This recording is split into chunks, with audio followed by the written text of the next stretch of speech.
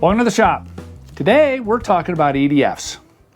Whether you're looking to get your first EDF or you're thinking about maybe getting another one, what should be maybe the best options for that?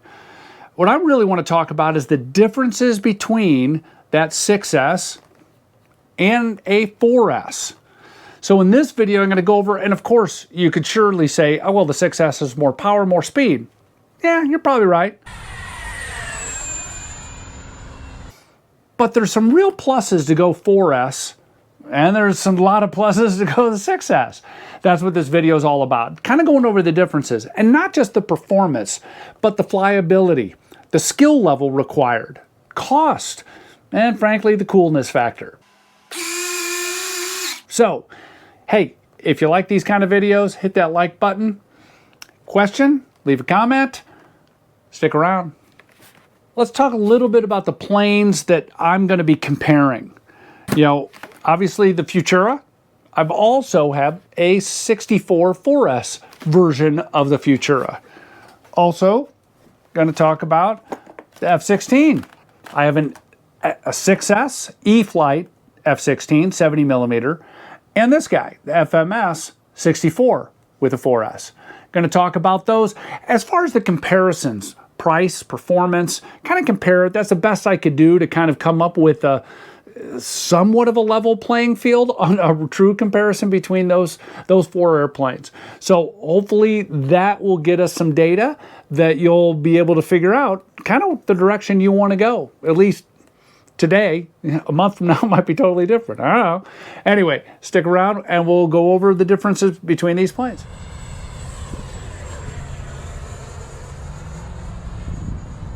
Let's talk about the flight performance.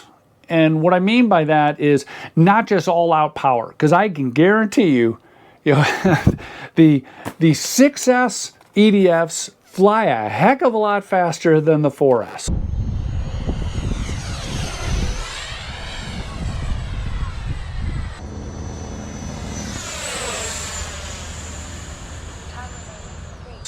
You know, there is no doubt. They've got power. Many of them have vertical forever.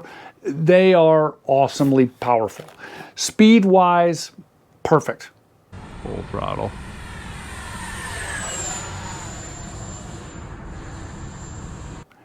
Now, that said, how much speed do you need? Because this 4S flies pretty fast. Here's full throttle. But it'll also slow down. So if we talk about the flight performance of just the flyability, the 4S planes are going to be slightly lighter. Now that's not to say there are some 6S, like the Habu, which will fly pretty slow. I am kind of just going through the comparisons between this Futura and my 6S Futura, and same thing with the F-16s. So from that standpoint, this Futura, the 4S, will fly slower.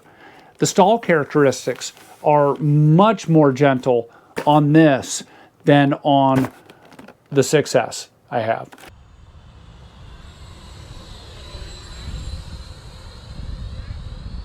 So from that standpoint of ease of flight, if I look at, this plane right here is for someone maybe from a flying perspective who isn't ready for a 110 mile an hour EDF. They want maybe a 60, 70, 80 mile an hour EDF, and it's just a lot easier to control from that standpoint. Same thing with the F-16s. They fly differently, but I would say that the speed is going to be the big difference, but the flyability and ease of flying is going to go to the 4S versus the 6S.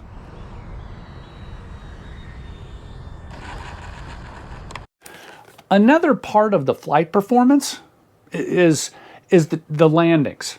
Because let's be honest, it's easy to get a plane up in the air. Landing, and you know how I feel about landing. If you watch my videos, I do a lot of landings.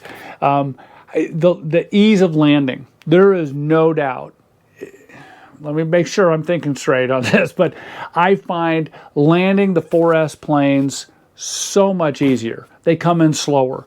But it's got a lot of The stall characteristics are very different than the heavier faster 6S versions of the same plane.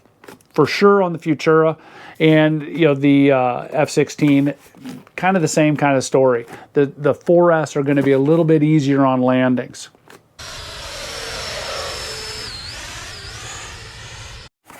Another aspect to think about is just, from a flight performance.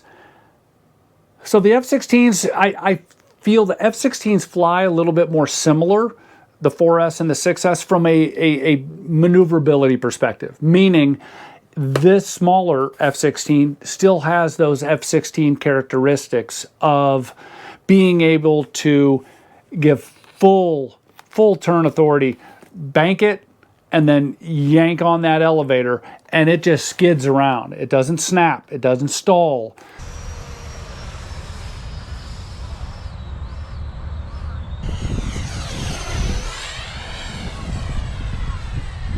You try to do that on a 6S Futura, and you might end up getting into one of those accelerated stalls where you're just asking too much. The 4S Futura doesn't do that. So when you're turning like that, what I've noticed, even with that, lighter wing load mainly. That's the issue. The 4S planes have that ability to maybe get a little bit wilder on the turning and a little more aggressive, I guess I should say. So another thing to think about. If we talk about, portability, size-wise, general physical size, obviously these 4S planes are a lot easier to travel with. I can easily throw 2 of these in the back of the car, not a problem. The nose cones come off, so you're not breaking anything or denting anything, but they're a lot easier to travel with, no doubt about it. Let's talk about the big elephant in the room, cost. Everything's expensive today. And getting into another airplane, you might want to look at that. If you've got tons of disposable income, then hey, you know what? You've got other options. We don't all have that.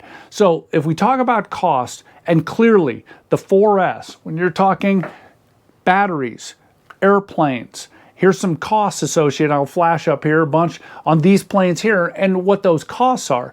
But you're also thinking about the power system, those batteries. The 4S batteries versus 6S batteries, pricing is significantly different. And remember, you're going to want 3 to 4 batteries at least. You probably have 4S batteries, but you might not, if you're making an investment in your first EDF, you might not have those 6S. If you do, then that's a wash. But the planes itself, a little bit more expensive. Just something to think about. Let's be honest, not all of us have the ultimate confidence in every plane we fly. There's no doubt that there are some maidens I've had, on my bigger, more expensive planes where I get a little nervous. I have a little anxiety over flying that plane. And so there are those days where I'm not up to flying this for whatever reason. Or, one of my other larger, more expensive EDFs, I might want one of these guys where it's easy to throw in the car, the cost is less, and for some reason, that doesn't raise any anxiety issues, I guess, on flying it. And so it's something to think about. If you get worried about crashing planes and big planes and they're expensive, maybe the big 6S aren't for you right now until your skills get a little bit better. You have a little more confidence. Grab one of these guys, go to the field and have a blast. Just saying. Let's talk about coolness factor. Let's be honest. Having a plane that is kind of a crowd pleaser, so a super fast EDF, one that's got a little size to it, one that's got cool retracts, something that the people at the field are like, that's pretty cool. Flying over the runway nice and easy and slow, and then punching it and going vertical all the way up to a tumble.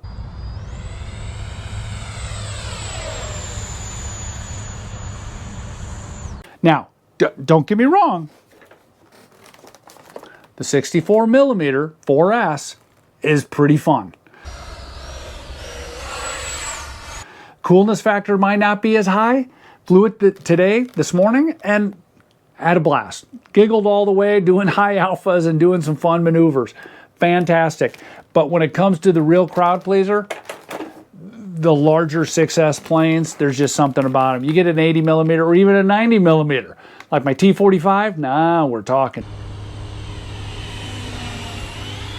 So anyway, just something to think about as you're progressing through the thought process of what you want and why you want it.